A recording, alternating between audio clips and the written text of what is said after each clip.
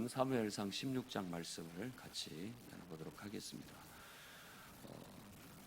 사무엘상 16장은 한마디로 얘기한다면 사무엘이 다윗에게 왕으로서 기름을 부었다는 내용을 담고 있고, 후반부에는 그렇게 기름을 부음을 받고 난 다음에 그가 여호와의 영에, 성령에 충만해져서 그때부터 사람이 좀 달라졌다라는 걸 얘기하고 있습니다.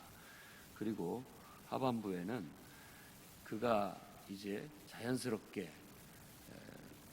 여호와의 영이 사울 왕에게서 떠나버렸고, 여호와의 부리는 악신이 그를 괴롭히게 되면서 바로 이 수금 타는 사람을 불러서 음악 치료, 음악을 이렇게 들으면서 치유하는 그런 음악 전문가를 부르는데, 그게 바로 다윗이었다라는 것을 얘기하고 있습니다.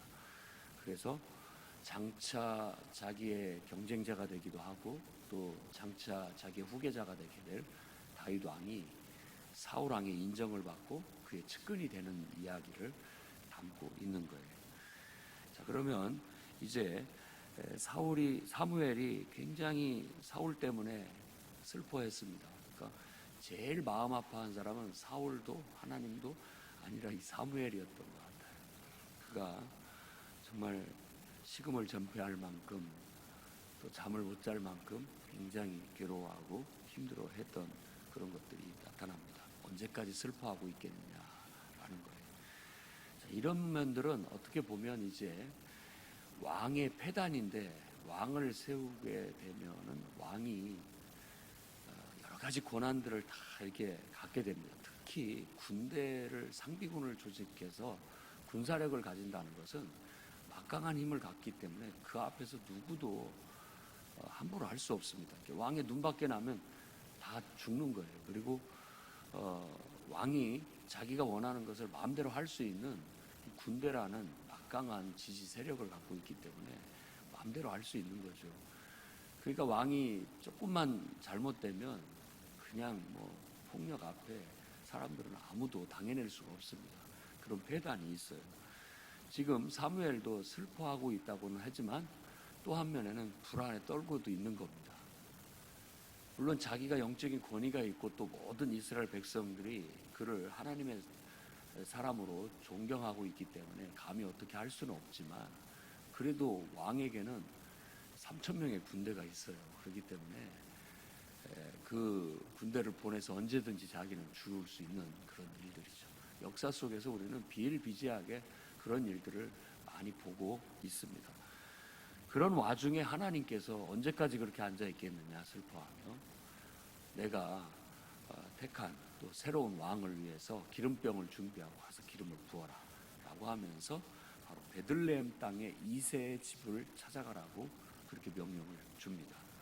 그게 사무엘은 그게 지금 말이나 된다고 생각합니까? 사울 왕하고 나하고 관계가 지금 틀어졌고 갈등 상태가 됐는데, 내가 만일 또 누군가를 이렇게 기름을 부었다고 소문이라도 난다 하면 가만히 있겠습니까? 당장에 군대를 데리고 와서 죽이고 말 겁니다 라는 그런 불안한 얘기를 합니다. 그래서 하나님은 그러니까 대놓고 하지 말고 그곳에 제사를 드리러, 희생 제사를 드리러 가라, 이렇게 형식상 요즘으로 말한다면 한 집에 신방 가는 거나 똑같은 겁니다. 신방을 가서 거기서 예배를 드리는 거예요. 거기에서 예배 드릴 때 조용히 아무도 모르게. 그러니까 다윗 왕이 기름 부음을 받은 아무도 모릅니다. 옛날에 사울도 기름을 부은 거 아무도 몰랐던 거죠. 그러나 하나님의 이 기름을 붓는다라는 것은 하나님의 선택을 받았다라는 그런 의미를 갖고, 그때부터 하나님이 그에게 임하셔서 함께 하신다라는 그런 상징적인 의미를 갖게 되는 겁니다. 그래서 다윗도 기름 부음을 받고 난 다음에 그가 하나님의 영에 충만해지게 돼서 그때부터 하나님이 그와 함께 하셔서 그를 더 탁월하게 하시고 그를 이끄셨다라는 걸 말하고 있는 겁니다. 자, 이 베들레헴이라는 곳 많이 들어봤죠. 왜냐하면 앞에서 룻기의 배경이 됐던 곳이 바로 이 베들레헴입니다. 그 단어로 한다면 집이라는 뜻이고, 레헴, 떡, 빵 혹은 양식. 그래서 뭐 우리말로 한다면 곡식 창고, 그냥 직역을 한다면 빵집, 이런 의미를 갖는 거예요. 그곳에서 바로 우리가 기억하기는 바로 룻의 남편인 보아스가 오벳을 낳았는데, 룻이 보아스를 통해서 오벳을 낳았는데 그 오벳이 바로 이새의 아버지입니다. 그러니까는 오벳은 바로 다윗 왕의 할아버지가 되는 거죠. 그리고 이 집안을 쭉 보면 비슷한 일들이 또 있는데, 유다의 지파잖아요. 유다가 다말에게서 낳은 베레스, 쌍둥이인데 베레스를 통한 후손들입니다. 이 베레스는 치고 나왔다라는 그런 뜻이에요. 치고 들어왔다. 원래 다말이 가나안 여인 아니에요. 그 여인도. 룻도 마찬가지거든. 모압 여인이에요. 근데 이 다말이라는 여인이 가나안 여임에도 불구하고 이제 유다가 이렇게 곁길로 나아가서 방탕하고 있을 때 결국은 자식들을 낳고, 자식들을 가나안 여인들이 결혼하게 했는데 자식이 순차적으로 둘이 다 죽었어요. 셋째는 또 죽을까봐 어찌할 줄을 못하고 있는데, 이 며느리 다말은 후손을 있어야 되는데 이 후손이 생기지 않으니까 결국은 술을 써서 유다를 통해서 아이를 낳게 되는데 쌍둥이를 낳습니다. 근데 쌍둥이 중에 하나가 먼저 나온 손을 이렇게 내미는 애가 있어가지고 거기다가 표시를 딱 했어요. 이놈이 장남이다 라고 했는데 그 뒤에 갑자기 치고 나왔어요. 뒤에 있는 애가. 그래서 베레스라고 한 거예요. 그것은 어떤 그런 의미를 두고 있는 것 같습니다. 바로 하나님의 나라의 계보에 들어오기 위해서, 하나님 나라에 들어오기 위해서는 이렇게 치고 들어올 수 있다라는 거. 치고 들어오는 자에게 하나님 나라. 천국은 침노하는 자의 것이라는 의미가 그와 같은 의미를 갖고 있다고 볼 수 있습니다. 저와 여러분들도 따지고 보면 이방인이지만 하나님 나라에 치고 들어온 사람들이에요.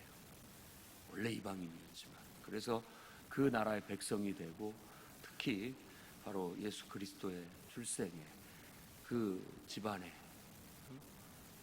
계보에 오를 수 있었다라는 영광을 얻게 된 거죠.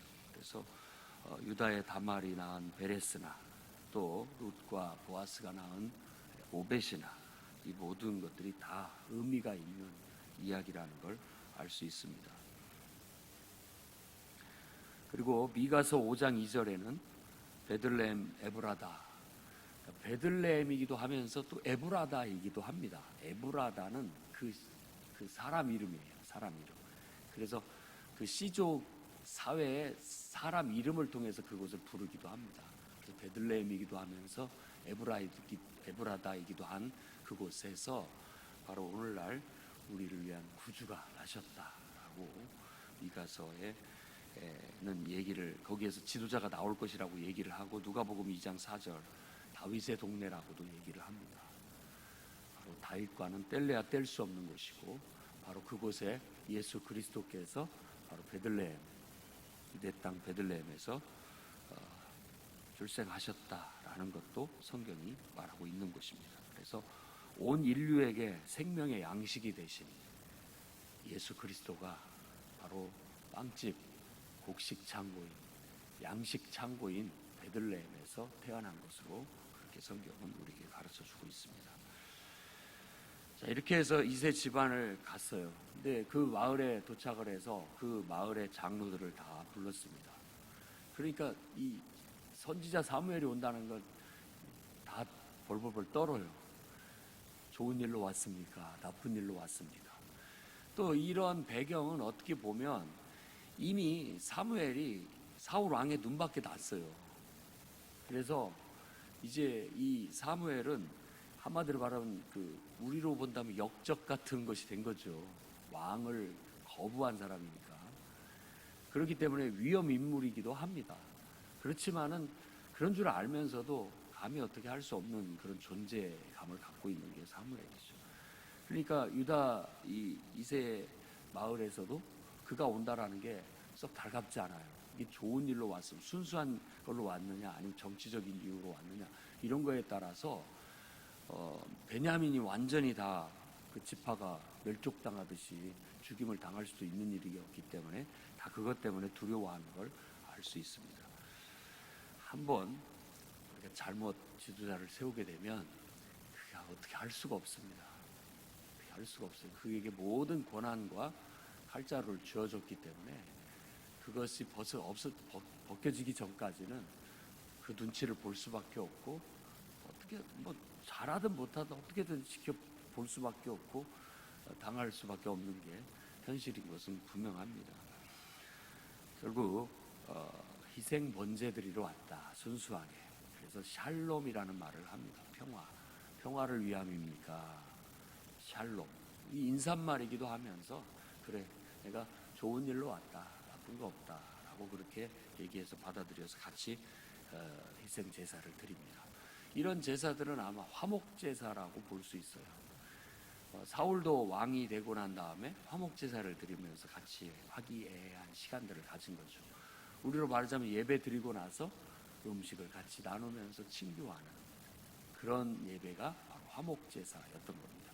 그걸 드리고 난 다음에 이제 같이 음식을 나누기 전에 이세의 아들들 하나하나를 나한테 소개시켜줘라 라고 불러드립니다. 뭐 왕을 뽑으러 왔다 어쨌다 이런 것도 아니에요. 그냥 소개시켜줘라 해서 이세의 집안 아들들을 쫙 불러드리는데, 맨 먼저 엘리압. 엘리는 나의 하나님, 아버지라는 뜻입니다. 그러니까 다섯 개가 아버지나 어머니는 비슷해요. 그리고 어머니는 이렇게 말하거든요. 그러니까 나의 하나님은 아버지다라고 그렇게 의미를 부여할 수 있겠죠. 엘리압을 불러드렸는데 잘생겼지, 키도 크지, 딱 왕감이다라고 사무엘이 마음에 생각을 딱 했는데 하나님께서 말립니다. 그 키와 용모를 보지 마라. 내가 이미 버렸지 않았느냐. 그거로 따지자면 사울 왕도 아주 훌륭한 청년이었고 부족할 것이 없는 사람이었죠. 이제는 나는 중심을 본다. 사람은 외모를 보지만 나는 중심을 본다라고 그렇게 말하면서 이제는 겉모습이 아니라 내면, 영적인 면, 어떤 영성, 그리고 또 지성, 내면의 성격, 이런 모든 것들을 다 통틀어 봐야 된다라는 겁니다.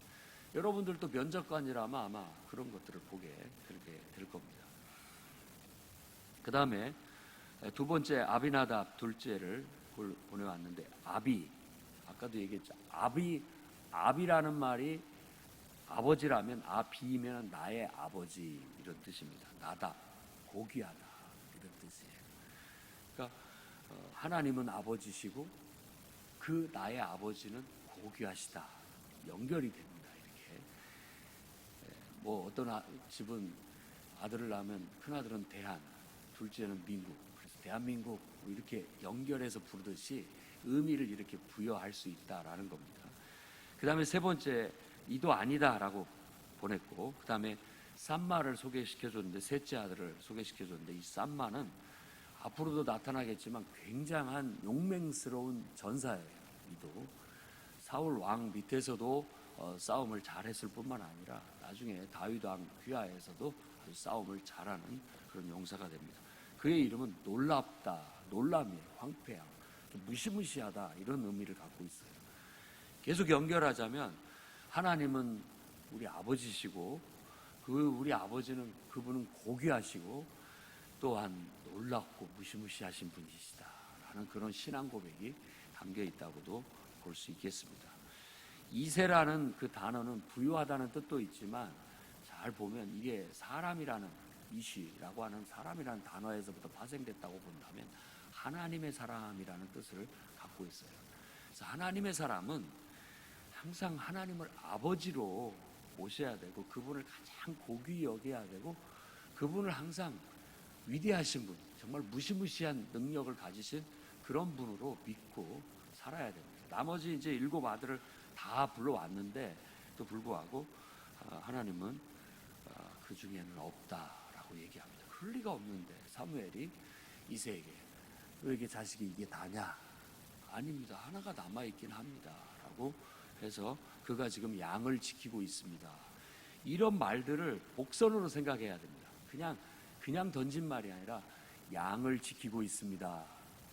이게 바로 지도자예요. 지도자는 양을 치고 양을 돌보고 양을 지키는 자예요. 그런 말들이 아무 의미 없이 갖다 붙인 말들이 아닙니다. 그래서 다윗왕 하면 항상 그 양을 지키는 이미지, 이런 이미지로 그를 왕감으로 생각하게 만드는 거죠. 그렇게 해서 다윗을 데려왔는데 얼굴빛은 붉고, 이 붉다라는 것은 바깥의 햇볕에 그을려서 이렇게 탔다라는 그런 의미도 있고요. 그 다음에 눈이 빼어나다라는 것은, 눈이 빼어나다는 건 총명하다는 뜻입니다. 다 보는 거에 의해서 깨달음이 오기 때문에 총명하다, 아주 영민하다, 이런 뜻을 가지고 있고, 얼굴도 아름답다라고 했는데 이 말은 잘생겼다라는 겁니다. 네모지게 반듯하게 잘생겼다라는 거예요. 사람이 잘생겼다라고 느끼는 것은 이 좌우 대칭이 맞는, 인류학자들 얘기예요. 좌우 대칭이 반듯하다라는 뜻이랍니다. 어디가 틀어지지 않고 반듯하게 생기면 잘생긴 겁니다. 왜 사람들은 그런 사람을 잘생겼다라고 느낄까라고 인류학자들이 연구를 해봤더니 그게 유전적인 이유가 있답니다. 유전적인 이유가. 그래서 여러분들이 뭐 지금은 다 결혼하셔서 그렇겠지만, 남자나 여자나 이성을 볼 때 0.0001초 만에 상대방의 유전인자를 읽어낸답니다. 나도 모르게. 그래서 끌리는 거예요. 나하고 유전인자가 맞는 사람한테 끌리는 거예요. 그러니까 보완적인 어떤 의미가 있어요. 그래서 키가 큰 사람은 작은 사람이 끌리고요. 키가 작은 사람은 키 큰 사람이 더 끌리고, 뭐 여러 가지 그 이유에 의해서 하나님이 다 좋은 유전인자, 그러니까 더 나은 후손들을 위해서 이게 모든 것들이 이렇게 맞춰져 있는 거예요. 그래서 예쁘게 느껴진다고, 매력적으로 느껴진다고 그렇게 얘기들을 해요. 제 얘기가 아니고. 그리고 뭐 여러 가지 그 설들이 있습니다. 아무튼 준수하고, 모든 면에 봤을 때 참 이렇게 얼굴이 붉다라는 건 막 바깥에서 성실하게 일하는 이미지, 그리고 눈이 빼어나다는 건 아주 똑똑하고 아주 그냥 총명하게 생겼다라는 거, 모든 면에 있어서 봤을 때 장래가 촉망된 젊은이에는 분명합니다. 바로 그가 내가 택한 사람이니 그에게 기름을 부어라라고 해서 그를, 아마 제가 볼 때는 따로 데리고 가서 사무엘이 그 가족들이 보지 않는 가운데서 그에게 기름을 부었다고 볼 수 있습니다. 아마 아버지는 대독했을지는 모르겠습니다. 그렇게 해서 그가 그날 기름 부음을 받고 그때부터 여호와 영이 그를 크게 감동케 했다라는 거예요. 이 감동케 됐다라는 건 그때부터 그쪽으로 뭔가 관심, 그리고 그쪽으로 어떤 재능, 그쪽에 관련된 모든 것들이 그때부터 막 일어나기 시작하는 거예요. 그러면서 뭔가가 이루어지게 되는 그런 역사죠. 오늘날도 우리가 예수 믿고 다 성령을 받으라고, 믿는 자가 너희가 믿을 때 성령을 받았느냐 바울이 말한 것처럼, 우리가 다 예수를 믿고 알았다면 눈이 밝아지고 여호와의 영이 임하면서 우리가 하나님 앞에 성령에 크게 감동되어 그걸로 인해서 깨달음과 그걸로 인해서 하나님의 능력을 더욱더 이렇게 증진시켜 하나님의 사람으로서 살기에 부족함이 없도록 만들어지는 겁니다. 그러니까 예수 믿는다고 하면서 성령이 뭔지 모르겠다, 성령 체험이 없다라고 하는 것은 지금 뭔가 신앙이 아직 이렇게 초보에서 벗어나지 못했다라는 걸 말하고 있는 거죠. 정상적이고 건강한 신앙이라면 예수를 받아들였을 때, 그 복음을 들었을 때 우리 마음이 뜨거워지고 그 깨달음에, 그 진리에 우리가 감동돼야 되고, 그것에 의해서 정말 하나님을 영접하는, 그리고 주의 영이 우리 속에서 크게 우리를 감동케 하는 역사가 일어나야 됩니다. 말씀을 들을 때 성령이 임하는 겁니다. 성령이 여러분을 임하여 여러분 마음을 움직이고 성령의 바람이 불게 해서 새로운 역사를 일으켜 세우게 된다는 것입니다. 그런 은혜가 우리 모든 성도들에게 다 있기를 바랍니다. 자, 그 다음에 14절부터 23절까지 얘기가, 이제 사울 왕에게는 하나님의 영이 떠났어요.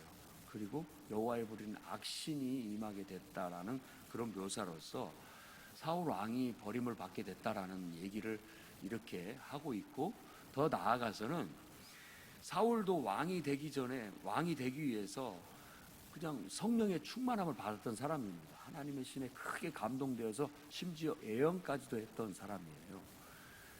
그것을 잘 유지했더라면 그 어떤 훌륭한 왕이 될 수 있었겠지만, 그가 성령을 소멸했다고 보면 되겠습니다. 우리도 성령을 소멸하면 이렇게 됩니다. 한번 은사를 맛보고 은혜를 맛보고 다시 하나님을 떠나게 됐을 때는 다시 그를 회개케 할 수 있는 피가 없다라고까지 히브리서에서는 강하게 얘기를 하고 있는 거예요. 이 말은 꼭 영원히 버림을 받는다라는 그런 두려운 말이기도 하지만, 그런 두려움을 우리가 가져야 되지만, 하나님의 임재가 사라져 버렸을 때 그 임재의 기쁨과 은혜를 맛보던 사람은 굉장히 그거에 대비적으로 더 고통을 받습니다. 삶에 더 인생이 하나님의 임재를 경험했던 사람이 그걸 잃어버렸을 때 더 그 메마른 삶을 경험하게 되는 거예요. 여기서 여호와에서 부르시는 악령이라는 것은 어떻게 보면 뒤에 말씀에도 이렇게 나타나는 증상이나 현상들을 보면 굉장한 그 우울증 같은 증세입니다. 굉장히 우울해하고 힘들어하는 거죠. 그러니까 이 지도자라는 것이 늘 하나님께로부터 공급을 받고 은혜를 공급받지 않으면 완전히 스트레스를 받아서 막 갑자기 우울해지고 갑자기 막 광기 같은 그런 것들이 일어나 미친놈처럼 행동하게 되는 그런 일들이 벌어지게 될 수 있다라는 거죠. 인간은 하나님의 영이, 은총이, 하나님의 은혜가 우리 마음속에 딱 이렇게 자리 잡아서 우리를 지켜줄 때 가장 평안하고 정의롭고 정말 진실한 사람이 될 수 있습니다. 그래서 감정도 다스릴 줄 알고, 때로는 용감하고 때로는 절제할 줄 아는 그런 균형 잡힌 조화로운 인간이 될 수 있는 거죠. 근데 이걸 벗어나고 이런 것이 하나님의 통제력이 벗어난 상태에서 인간에게 강한 힘과 능력이 주어진다. 이게 제일 위험한 겁니다. 통제 불가능할 때. 이것들을 잘못 휘두르게 되면 자기 자신을 해칠 뿐만 아니라 여러 사람을 해치게 되는 그런 일들을 벌이게 되는 거죠. 이때 당시도 신하들이 그러면 음악 치료를 좀 받아보십시오. 왜냐하면 감정을 잘 다스리지를 못하고 분노를 잘 다스리지를 못하니까 음악을 들으면서 심신을 이렇게 편안하게 했던 겁니다. 음악이라는 건 굉장히 중요한 그런 것입니다. 삶에 여러분들도 악기 하나는 다루는 그런 중산층이 되셔야 됩니다. 음악에 좀 조예가 있어야 되고 노래도 좀 부를 줄 알고 이런 것들이 있어야 돼요. 이게 삶에 굉장한 윤활유고 내 심신을 수양하는 것과 같은 거예요. 다윗이 이스라엘의 수호자가 되고 왕이 되는 데 있어서 이 음악 전문가로 뽑혀온 정도가 됐다라는 것은 그도 음악가였다라는 거예요. 그러니까 옛날의 수호자는 그리스 철학에서도 얘기하지만 음악과 체육, 무용 이런 것들을 아주 그냥 능수능란한 사람이 돼야 훌륭한 사람이 되는 겁니다. 우리는 학교 가서 국어, 수학, 영어 해갖고 시험 잘 보라고 점수 잘 맞으면 훌륭한 애들이 될 줄 알지만 사실은 그것도 중요하지만 한쪽에 음악도 가르치고 한쪽에 체육도 시키고 해서 심신을 단련하게 해야 인간다운 인간이 됩니다. 그런 걸 봐서도 이 다윗 왕이 여기에서 사울에게 뽑힐 정도의 훌륭한 음악가였다라는 걸 보여주고, 나중에 보면 시편의 노래라든지 이런 노래 대부분이 다윗이 지은 것이라는 걸 알면 깜짝 놀라죠. 그 자신이 음악을 사랑했고 또 그런 것들을 더 창작할 수 있을 정도의 훌륭한 사람이었다는 걸 알 수 있습니다. 그래서 우리들도 좀 더 중산층 이상의 좋은 인격과 또 인간으로서의 삶의 어떤 수준을 높이기를 원한다면 여러분들도 음악에 좀 조예를 갖고 음악이 있는 삶을 살기를 바라고, 또 그것만이 아니, 그거 한 요소만 갖고 되는 게 아니기 때문에 다른 여러 가지 무용, 그러니까 싸움도 잘하고 능력도 있고 또 여러 면에 있어서 부족할 것이 없는 그런 사람들이 될 수 있도록 힘써 나가야 되겠습니다. 그래서 수금을 탈 줄 알고 용기와 무용과 구변이 있었다라고 그렇게 그 친구가 얘기를 해요. 그래서 발탁이 돼서 사울 왕에게 가게 됐고, 거기에서 왕 앞에서 수금을 탈 때 악령이 떠나가고 시원함을 느끼고 편안함을 느끼게 됐다라고 말하게 되는 겁니다. 그래서 저와 여러분들도 성령이 충만한 사람이 되고 하나님의 은혜가 넘치는 사람이 돼서 누군가 곁에 가면 불안한 사람들도 차분해지고 또 여러분들 때문에 용기를 얻기도 하고 할 수 있는 치유와 회복의 사람들이 되시기 바랍니다. 예수 믿는 사람은 복의 근원입니다. 여러분이 있어 세상은 밝아지고 여러분이 있어 사람들은 도움을 받고 살아갑니다. 여러분들의 기도가, 여러분들의 착한 행실이, 또 하나님을 섬기는 이 믿음이 많은 이들에게 알게 모르게 유익을 준다는 사실을 믿고 오늘도 힘차게 정진해 나가는 하루가 되기를 주의 이름으로 축원합니다. 기도하겠습니다.